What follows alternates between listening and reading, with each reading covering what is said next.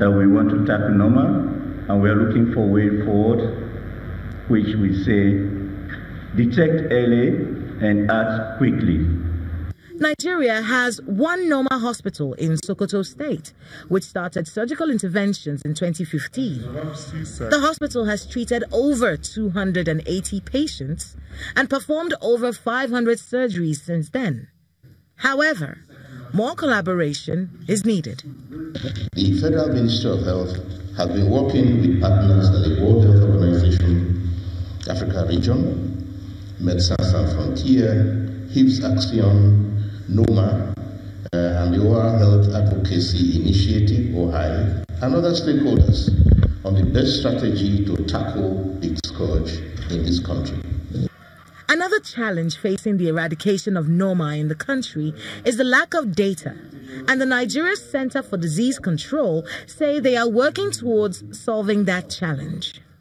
We will strengthen the surveillance of Noma as part of our integrated disease surveillance and response strategy. What you cannot measure, you do not manage. Noma has been totally eradicated from the developed world as the standard of living of the people in those parts of the world got better. In Nigeria, however, there's an upsurge in the cases of Noma. Oral health professionals from around the country are gathered here and will be discussing for the next few days how to eradicate this disease. And one of those ways will be to better the lives of the people who live in the poorest areas in Nigeria.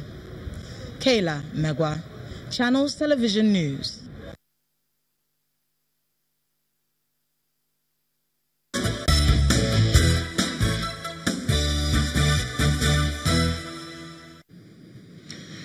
Welcome back. We're going to head to Abuja again for this one. Ajuri.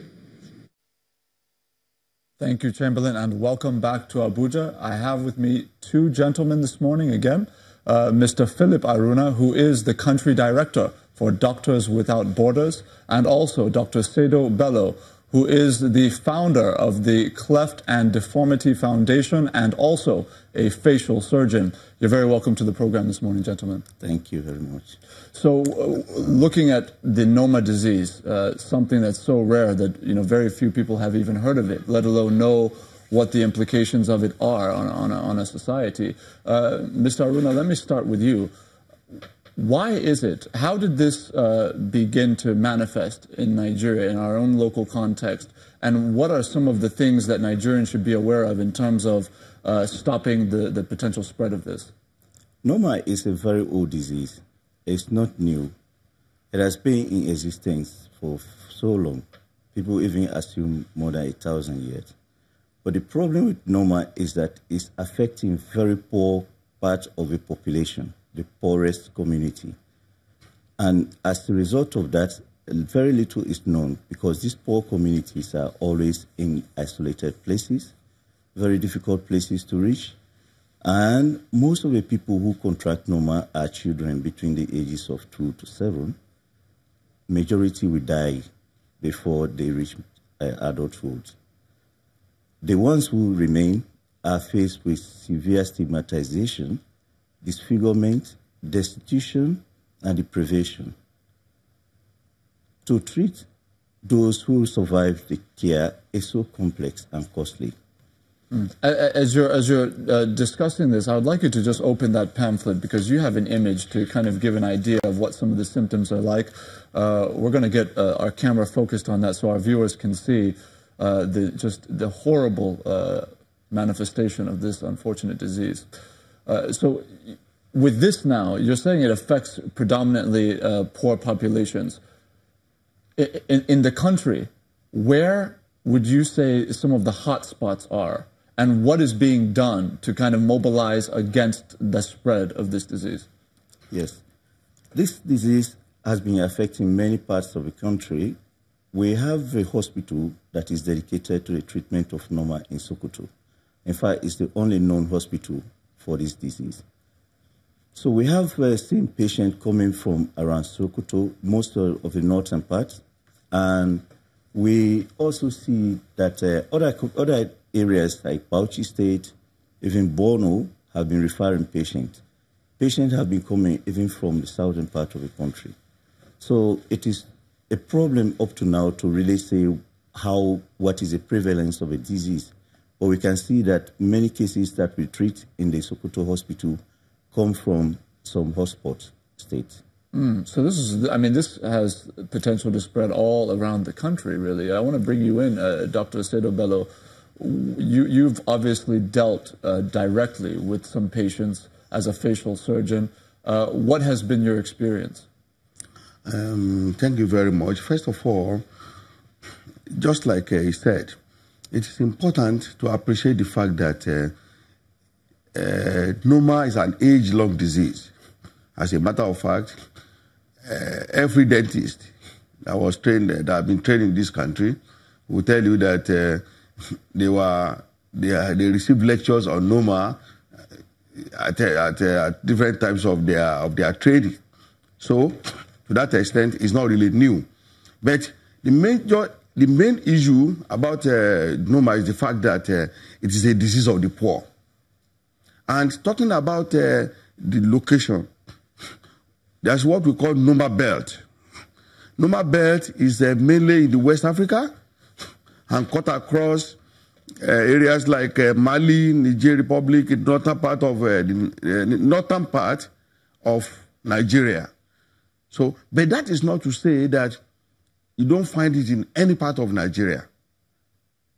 Now, the experience has been simple.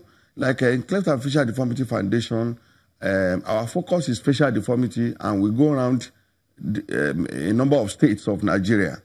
And what we found is that there's hardly no state you get to that you don't find some cases of Noma. And it's important to differentiate between two stages of Noma now. It is a disease of the children, usually between the age of 2 to 7, as we said earlier. But that is active stage. Usually, when children are affected at this tender age because of poor nutrition, 90% of these patients will actually die. They will succumb to the overwhelming infection arising from this Noma disease. Now, the remaining 10% that will survive, then will live with facial deformity forever. Now, we now have to be talking about reconstructive surgery, because the degree of facial destruction is such that they are totally isolated from the society, and their potential is permanently decimated. They won't be able to go to church. They won't be able to go to mosque. They won't be able to go to school. They won't be able to relate with their peers. So, to that extent, they will now require reconstructive surgery. And this reconstructive surgery in itself is expensive, because it turns out to be multi-stage. You have to take a number of stages to be able to bring them to an optimal level of reconstruction. You know, both of you have referred to the reality that this predominantly affects poor areas and poor communities. But one of the interesting things that I've found about this disease is that it also affects in a very disproportionate manner those who are in close proximity with dirty livestock. And I raise that because of the nomadic culture of herdsmen and the families of herdsmen and the potential exposure that they suffer as a result. What can be done to mobilize a solution that is adaptable to movement in such a way that you have people who, like Doctors Without Borders, I want to bring you in here, Mr. Haruna, people who can respond to the emergence of this disease wherever it comes up, really on the go? Yes, we say what we call risk factors. We need to turn around these risk factors. One is malnutrition. So there should be, children should be properly nourished. They should eat a balanced diet. Vaccination coverage. They should be vaccinated. Simple oral hygiene. Children should be taught to clean their mouth. The symptoms start from bleeding gum. You see blood coming from the mouth through bleeding. So if these things are addressed in the early stage, we are able to prevent this disease entirely.